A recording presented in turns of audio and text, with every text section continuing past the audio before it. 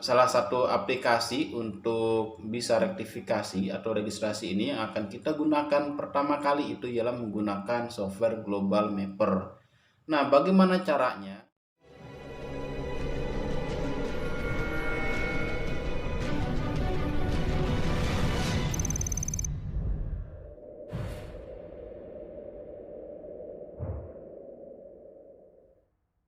Assalamualaikum teman-teman, apa kabarnya hari ini? Semoga diberikan kesehatan dan dimudahkan rezekinya oleh Allah Subhanahu wa Ta'ala. Oke, di video kali ini kita akan membahas bagaimana caranya rektifikasi atau registrasi peta raster ya, bisa dalam bentuk JPEG dan lain sebagainya. Salah satu aplikasi untuk bisa rektifikasi atau registrasi ini yang akan kita gunakan pertama kali itu ialah menggunakan software Global Mapper. Nah, bagaimana caranya? Simak video ini sampai akhir. Oke, tanpa panjang kali lebar lagi, si Cece jualan cekidot. Oke, pada pembahasan yang pertama ini kita akan menggunakan Global Mapper. Di sini sudah ada contoh peta yang akan kita rektifikasi dengan sistem proyeksi geografis. Nanti insya Allah di part keduanya kita akan membahas rektifikasi dengan sistem proyeksi UTM menggunakan software Global Mapper. Makanya jangan lupa subscribe, kemudian tekan tombol loncengnya untuk bisa kalau misalkan Geosurvey Nusantara update langsung ada notifikasinya kayak gitu. Oke, kita lanjut. Di sini teman-teman sudah bisa melihat tampilan Global Mapper yang saya gunakan itu ialah versi yang 12. Kurang lebihnya sama ya untuk versi-versi yang lainnya. Kalau saya lebih PW-nya dengan Global Mapper dengan versi 12. Silahkan teman-teman open your own data files. Oke, kemudian di sini teman-teman cari lokasinya di mana. Oke, pada contoh yang pertama kita akan menggunakan data raster dengan sistem proyeksi geografis. Apabila ada tampilan seperti ini, silahkan klik yes saja. Nah, apabila teman-teman ingin mendownload Global Mapper versi ke-12, insya Allah linknya akan saya simpan di bawah ya. Oke. Lihat di sini ada 3 buah jendela, ada entire image, kemudian ada zoom view, ada reference image. Nah, nanti untuk lembar kerja kita akan berfokus pada zoom view atau yang ada di tengah. Oke, sebelumnya dilihat dulu ya untuk select projectionnya. Itu apabila kita menggunakan sistem proyeksi geografis, dia akan otomatis ya menggunakan sistem geografik. Kemudian untuk datumnya WGS84. Kalau sudah oke, jadi tetap teman-teman harus perhatikan untuk select projectionnya. Ya, di sini kita akan membuat enaknya di Global Mapper ya, cukup 3 titik saja atau 3 titik georeference-nya. Jadi nggak perlu sampai 4 ya untuk membuat titiknya. Oke, kita mulai membuat titiknya sesuai dengan yang ditampilkan pada layar. Kita klik kiri terlebih dahulu sampai dia membentuk titik atau poin berwarna merah, kemudian klik endpoint tulis poin 1, oke. Kemudian teman-teman bisa lihat di ground control point-nya, di table ground control point itu teman-teman bisa klik 2 kali. Nah, maka nanti pada isian X dan Y-nya itu akan langsung otomatis ya secara otomatis kalau udah klik 2 kali bisa mengisi derajat menit detiknya.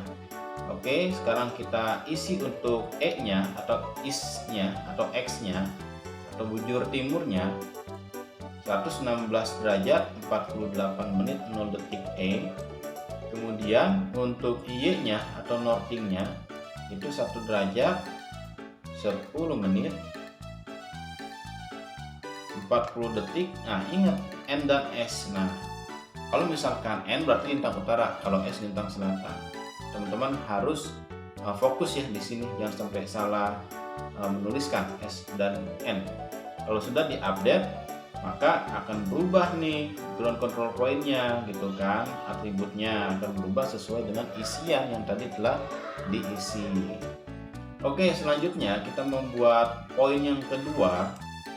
Kita membuat poin kedua di sebelah kanannya ya. Kalau saya biasanya dari kiri ke kanan. Sama seperti tadi, klik kiri sekali, kemudian kita isikan. Untuk E-nya terlebih dahulu 116 derajat 49 menit 20 detik E. Nah, enaknya apa? Kalau misalkan kita satu garis lurus, nah berarti Y-nya itu sama kan? Kalau Y-nya sama, kita cek sudah sama. Nah, klik add point, tulis. Oke, yang selanjutnya, kalau saya biasanya di bawah poin kedua untuk membuat titik ketiga. Ingat, di zoomnya semakin besar semakin bagus ya, karena kurang lebihnya akan mendekati si center ya, garis pertemuan antara bujur dan lintangnya. Oke, untuk Y-nya kita tuliskan 1 derajat 12 menit 0 detik S. Kemudian karena untuk E-nya dia berada dalam satu garis vertikal yang sama, otomatis dia akan sama juga untuk nilai E-nya. Kalau sudah, klik add point, tulis poin 3, oke. Nah, sampai di sini teman-teman sudah selesai untuk membuat 3 buah titik ya, membuat 3 buah titik georeference-nya. Tapi dilihat dulu ya pada atribut ground control point-nya. Lihat pada bagian error, ini harus 0 semua. Jadi poin 1 sampai poin 3 itu harus 0. Jangan sampai ada minus atau plus, berarti ada teman-teman salah memasukkan data koordinatnya ya. Kalau sudah, klik apply, kemudian oke. Nah, kalau misalkan teman-teman benar dalam pengisian koordinatnya, itu dia akan tegak lurus posisi si petanya. Nah, dari sini apakah sudah bisa digunakan atau belum? Belum, gitu kan. Kalau misalkan ingin dipanggil ke software ArcGIS, itu belum bisa digunakan. Caranya gimana supaya bisa menggunakan? Kita ekspor. Nah, teman-teman di sini silahkan klik file, kemudian export raster garis miring image format. Untuk versi yang lainnya hampir sama juga. Jadi silahkan cari saja file export raster.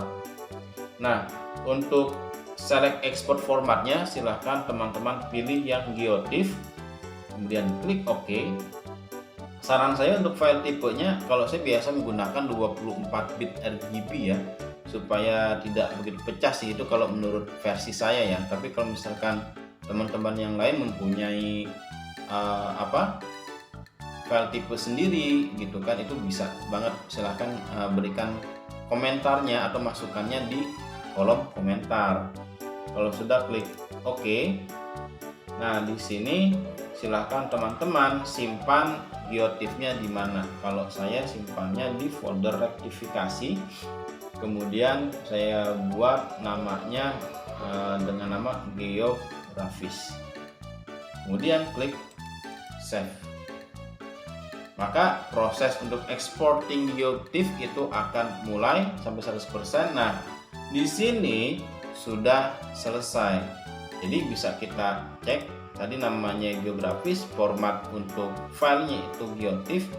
Nah, berarti dari data raster geografis ini yang menjadikan contoh kita, berarti sudah bisa dibuka di dalam software ArcGIS dan teman-teman sudah bisa mendigitasi baik batas si desanya, kemudian untuk poin-poin desanya seperti desa, atau semua muka petanya itu bisa didigitasi oleh teman-teman. Oke, sekian teman-teman video kali ini. Jangan lupa untuk like ya, berikan like-nya apabila dirasa video ini bermanfaat ya untuk teman-teman. Kemudian silahkan klik yang dislike-nya apabila dirasa video kali ini terlalu kurang bermanfaat ya, tapi mudah-mudahan sih bermanfaat ya, kayak gitu. Nah, tapi yang paling penting jangan lupa tekan subscribe-nya dan tekan tombol loncengnya supaya apa? nanti apabila Geosurvey Nusantara membuat video atau upload video terbaru, itu langsung ada notifikasinya. Jangan lupa di-share juga supaya teman-teman yang lain bisa menemukan video Geosurvey Nusantara. Jadi ayo kita belajar membuat peta bersama-sama. Akhir kata, wassalamualaikum warahmatullahi wabarakatuh.